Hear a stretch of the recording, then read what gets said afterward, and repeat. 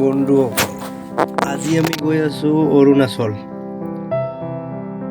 আমাৰ নৰ্থ ইষ্টৰে হয় এইখিনি জেগা। অৰুণাচল ডাউইং বুলি কয়, যিটো মানে এইটো বান্দৰদোৱাৰ পৰা চিধা জিৰ' ৰোড, যিটো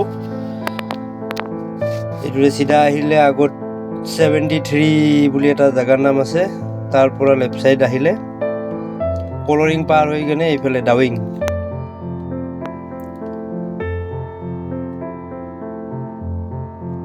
বহুত ধুনীয়া প্লেচ হয়।